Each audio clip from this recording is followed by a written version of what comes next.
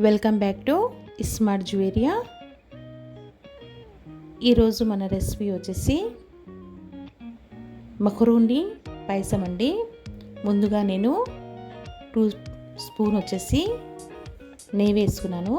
దాని తర్వాత మీకు ఇష్టం ఉన్న డ్రై ఫ్రూట్స్ వేసుకోండి. దాని తర్వాత పచ్చి కొబ్బరి 1 కప్పు వేసుకున్నాను.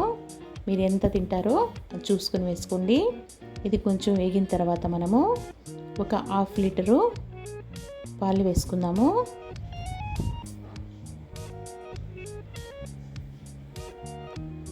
దీంట్లో 1.5 గ్లాసు నీళ్లు కలుపుదాము. అది చూపిలేదండి, నేను మిస్ అయింది. ఓకే అండి, ఇలాచీ 2 వేసుకున్నాను.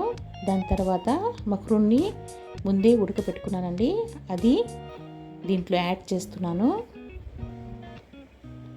ఓకే అండి, ఇదైతే ఈ దబర సరిపోలేదు, వేరే దబర్లో పెడుతున్నాను. ఓకే అండి, 1.5 గ్లాసు నీళ్ళు వేసుకున్నాను. 1/2 లీటరు పాలకి 1 కప్పు షుగర్ వేసుకున్నాను. ఇది కొంచెం బాగా మరిగిన తర్వాత వేరే దాంట్లో తీసేసుకుందాము. ఇలా రావాలండి, ఎక్కువగా చిక్కగా కాకుండా ఎక్కువ పల్సగా కాకుండా మీడియంలో ఉండాలండి. చూడండి, ఇలా ఉండాలి, అప్పుడే పిల్లలు ఇష్టంగా తింటారు.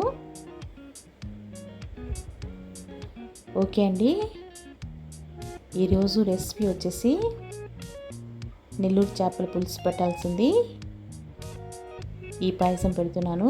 ఓకే అండి, నా రెసిపీ కన్నా మీకు నచ్చినట్టయితే లైక్ చేయండి, షేర్ చేయండి, సబ్స్క్రైబ్ చేసుకోండి. ఓకే అండి, బాయ్. నెక్స్ట్ వీడియోలో కలుద్దాం. Please subscribe.